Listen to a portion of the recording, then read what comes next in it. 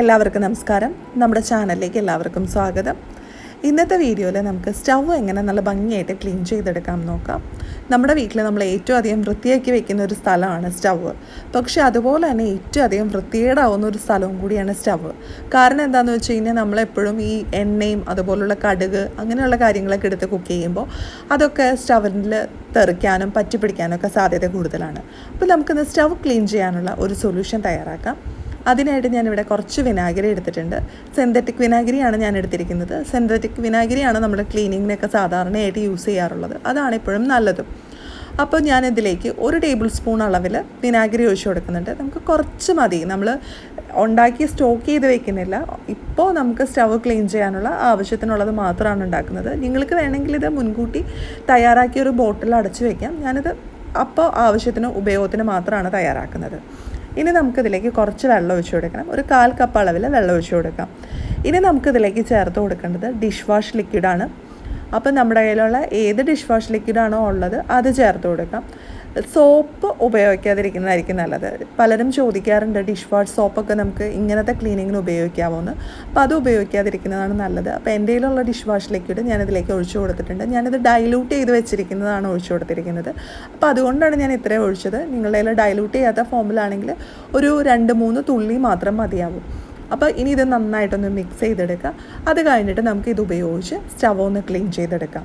അപ്പോൾ സ്റ്റവിൽ കുറച്ച് എണ്ണമയമൊക്കെ ഉണ്ട്. ഇപ്പോൾ ഇവിടെ ലൈറ്റിൻ്റെ കുറച്ച് ഇഷ്യൂ ഉണ്ട്. അതുകൊണ്ട് നിങ്ങൾക്ക് എത്രത്തോളം വ്യക്തമായി കാണുന്നുണ്ടെന്ന് അറിയില്ല. കുറച്ച് എണ്ണമയമൊക്കെ നമ്മുടെ സ്റ്റവിൽ പറ്റി പിടിച്ചിട്ടുണ്ട്. അപ്പോൾ ആദ്യം ആ സ്റ്റവിൻ്റെ ബർണറുകൾ, സ്റ്റാൻഡ് ഒക്കെ ഊരി മാറ്റാം. അതിനുശേഷം നമുക്ക് സ്റ്റവ് ക്ലീൻ ചെയ്യാനായിട്ട്. ഇപ്പോൾ ബർണറുകളെല്ലാം നമ്മൾ എടുത്ത് മാറ്റിയിട്ടുണ്ട്. ഇനി നമുക്ക് സ്റ്റവ് ക്ലീൻ ചെയ്യാനായിട്ട് തുടങ്ങാം.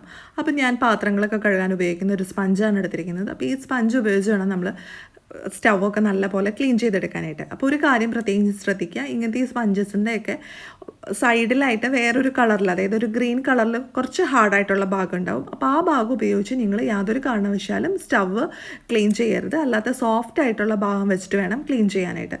അപ്പോൾ ഞാൻ എല്ലാ ഭാഗത്തും ഈ സ്പഞ്ചസ് ഉപയോഗിച്ച് ഒന്ന് വൈപ്പ് ചെയ്ത് കൊടുക്കുന്നുണ്ട്. അപ്പോൾ അതിലുള്ള എണ്ണമയമൊക്കെ നല്ലപോലെ ക്ലീനായി കിട്ടിക്കോളും.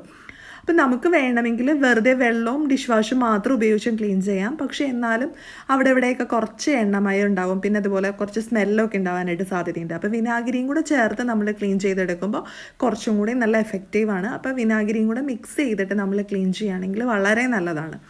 അപ്പോൾ ഇത് നമ്മൾ ഡീപ്പ് ക്ലീൻ ചെയ്യുമ്പോൾ മാത്രം യൂസ് ചെയ്താൽ മതി. നമ്മൾ ഡെയിലി ഇത് ഉപയോഗിച്ച് ക്ലീൻ ചെയ്യണമെന്ന് ആവശ്യമില്ല. ഡെയിലി ക്ലീൻ ചെയ്യാനായിട്ട് നമുക്ക് സിമ്പിളായിട്ടുള്ള ക്ലീനിങ് സൊല്യൂഷൻസ് ഉണ്ട്. അത് ഉപയോഗിച്ച് ക്ലീൻ ചെയ്യാം. അതല്ല, ഡീപ്പ് ക്ലീൻ ചെയ്യുമ്പോൾ മാത്രമേ നമുക്ക് ഡിഷ് വാഷിൻ്റെ ഒക്കെ ആവശ്യം വരാറുള്ളൂ. അല്ലാത്ത സമയത്ത് നമുക്ക് വിനാഗിരിയും വെള്ളവും കുറച്ച് ബേക്കിംഗ് സോഡ ഉണ്ടെങ്കിൽ കാര്യം എളുപ്പത്തിൽ നടക്കും. അപ്പോൾ എല്ലാ ഭാഗത്തും നന്നായിട്ട് നമ്മുടെ ഈ സൊല്യൂഷൻ ഒന്ന് അപ്ലൈ ചെയ്ത് കൊടുക്കുക. അതിനുശേഷം നമുക്കിതൊന്ന് തുടച്ചെടുക്കാം.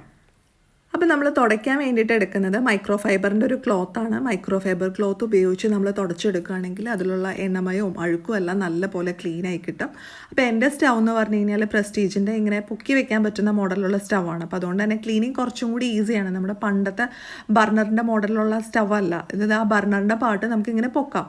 അപ്പോൾ അതുകൊണ്ട് തന്നെ അതിൻ്റെ അടിയിൽ എന്തെങ്കിലും അഴുക്കുകളൊക്കെ വീണിട്ടുണ്ടെങ്കിൽ നമുക്ക് എളുപ്പത്തിൽ ക്ലീൻ ചെയ്തെടുക്കാൻ പറ്റും. പ്രത്യേകിച്ച് നമ്മൾ ചിലപ്പോൾ ഫുഡൊക്കെ ഉണ്ടാക്കുമ്പോൾ എന്തെങ്കിലുമൊക്കെ തിളച്ച് പുറത്തേക്ക് വീഴാൻ ചാൻസ് ഉണ്ട്. അല്ലെങ്കിൽ കഞ്ഞിയൊക്കെ തിളച്ച് പോകാനൊക്കെ ചാൻസ് ഉണ്ട്.